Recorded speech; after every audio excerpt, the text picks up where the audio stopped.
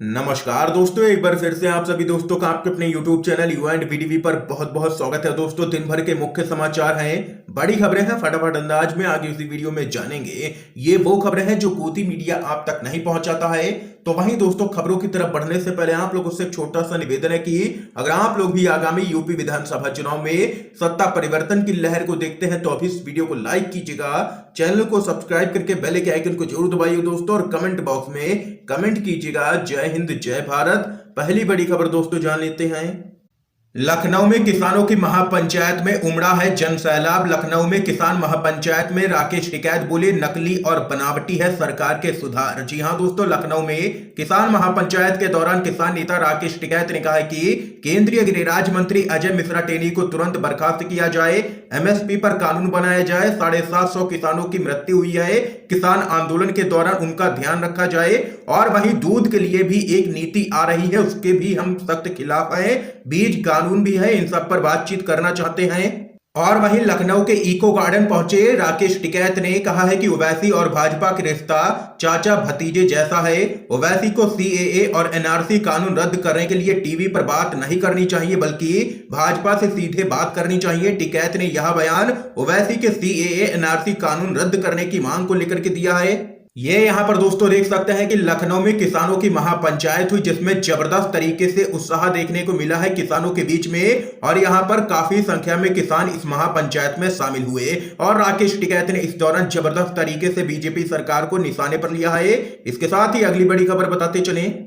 असदुद्दीन ओवैसी की बड़ी चेतावनी, बोले अगर सीएए एनआरसी खत्म नहीं किया गया तो यूपी की सड़कों को दिल्ली के शाहीन बाग में बदल देंगे। जी हां दोस्तों, प्रधानमंत्री मोदी के द्वारा 3 कृषि कानूनों को निरस्त करने के बाद एआईएमआईएम के प्रमुख असदुद्दीन ओवैसी ने मांग की है कि नागरिकता संशोधन कानून यानी कि सीएए और नागरिकों के राष्ट्रीय रजिस्टर यानी कि एनआरसी को भी वापस लिया जाना चाहिए।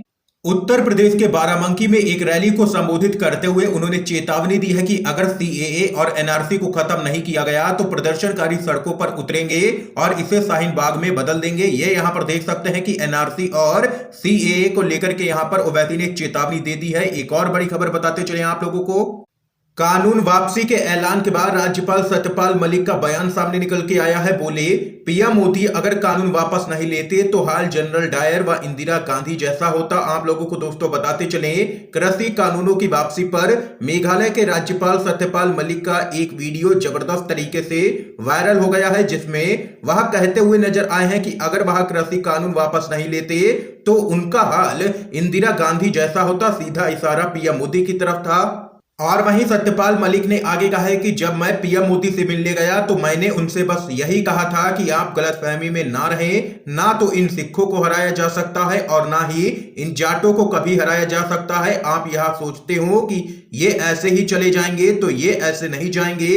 और वहीं सत्यपाल मलिक ने वीडियो में आगे कहा है कि मैंने पीएम मोदी से कहा कि 2 काम तो बिल्कुल भी मत करना, एक तो इन पर बल प्रयोग मत करना और दूसरा इन्हें खाली हाथ मत भेजना, क्योंकि यह भूलते कभी भी नहीं है। ये यहां पर देख सकते हैं कि पीएम मोदी के द्वारा कृषि कानूनों की वापसी के ऐलान के बाद सत्यपाल मलिक का यह वीडियो काफी तेजी से वायरल हो रहा है, जिसमें उन्होंने यह बयान दिया है। एक और बड़ी खबर आ रही है सामने।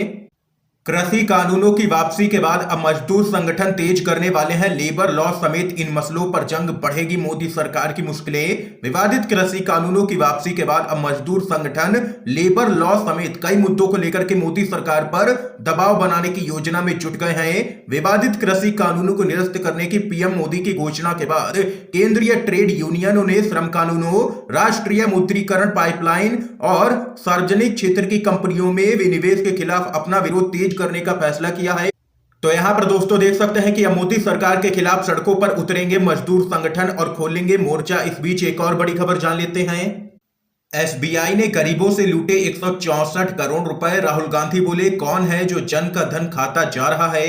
कांग्रेस के नेता राहुल गांधी ने मोदी सरकार पर एसबीआई के द्वारा लोगों के पैसे वसूलने के आरोप में हमला बोला है। राहुल गांधी ने ट्वीट कर कहा है कि कौन है जो जन का धन खाता जा रहा है। आपको बता दें कि राहुल गांधी ने ट्विटर पर एक स्क्रीनशॉट भी शेयर किया है। दरअसल इस ट्वीट के स्क्रीनशॉट के अनुसार स्टेट बैंक ऑफ इंडिया यानी कि एसबीआई ने गरीबों के जन धन खाता धारकों के अकाउंट अकाउंट से 164 करोड़ रुपए वसूले थे, लेकिन ये उनको अब तक नहीं लौटाए गए हैं। ये यहां पर रिपोर्ट के माध्यम से खुलासा हुआ है, जिसको लेकर के राहुल गांधी मोदी सरकार पर जबरदस्त तरीके से भड़के हैं। एक और बड़ी खबर आप लोगों को बताते चले दोस्तों, रामदेव के चैनल का नेपाल में हुआ है जबरदस्त विरोध। सरकार बोली बिना इजाजत शुरू किया तो होगी फिर कार्रवाई। जी हां दोस्तों, बाबा रामदेव और उनके करीबी सहयोगी आचार्य बालकृष्ण ने नेपाल में आस्था नेपाल और पतंजलि नेपाल 2 चैनलों को लॉन्च किया था। इन टीवी चैनलों को नेपाल के प्रधानमंत्री शेर बहादुर देउबा और नेपाल की कम्युनिस्ट पार्टी माओवादी केंद्र के अध्यक्ष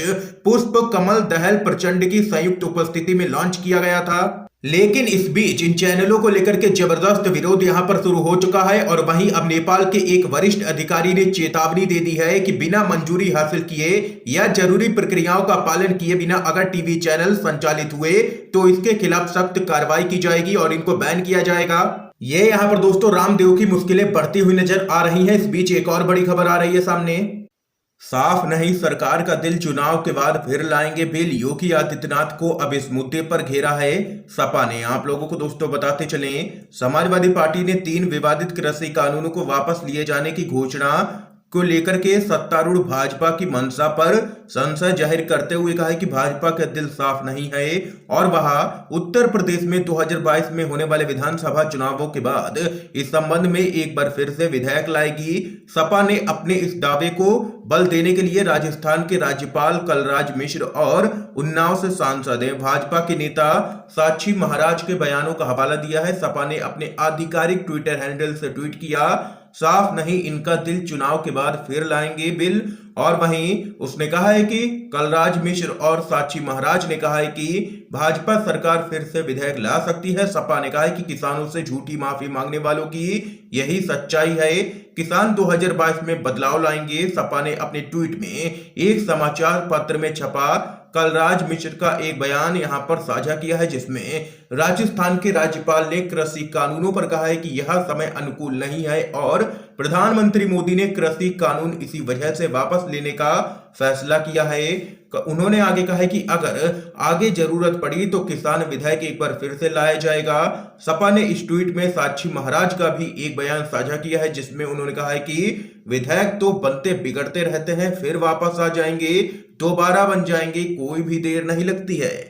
सपा ने आगे कहा है कि ये लोग सिर्फ जनता को मूर्ख बनाना जानते हैं और उनसे वोट लेने के लिए तरह तरह की तरकीबें निकालते हैं। ये यहाँ पर समाजवादी पार्टी ने घेरा है बीजेपी को। इस खबर पर आप लोगों की क्या कुछ राय है जरूर बता सकते हैं कमेंट बॉक्स में। अगली अपडेट बताते चलें, चीन से सीमा विवाद पर कांग्रेस ने केंद्र की मोदी सरकार को घेरा, कहा घुसपैठ पर सही तथ्यों को देश के सामने रखें पीएम मोदी। आप लोगों को बताते चलें, चीन के मुद्दे पर कांग्रेस ने केंद्र सरकार को एक बार फिर से घेरा है। कांग्रेस ने एक बार फिर से सवाल किया है कि चीनी घुसपैठ पर प्रधानमंत्री मोदी आखिर चुप क्यों है। एक प्रेस कॉन्फ्रेंस के दौरान अभिषेक मनु सिंघवी ने कहा है कि चीन 6 से 7 किलोमीटर भारत की सीमा में आ चुका है। सरकारी मैप में सीधा सा दिख रहा है, 60 से 70 घरों की तस्वीर दिख रही है। और वहीं चीनी कब्जे के बाद यहां पर कांग्रेस पार्टी ने प्रधानमंत्री मोदी से देश के सामने जवाब देने की मांग की है और कहा है कि सच को अब तो स्वीकारे प्रधानमंत्री मोदी कि चीन ने भारत की जमीन पर कब्जा किया है। दोस्तों, ये यहां पर आज के समय की सभी बड़ी खबरें थी जो हमने आप लोगों तक पहुंचाई है UNVDV के माध्यम से। इन खबरों पर आप लोगों की क्या कुछ राय है जरूर बता सकते हैं कमेंट बॉक्स में कमेंट करके। वीडियो को ज्यादा से ज्यादा शेयर कीजिएगा ताकि आप सभी के दोस्त भी इन खबरों को जान सकें। वीडियो देखने के लिए दोस्तों आप सभी का बहुत बहुत धन्यवाद।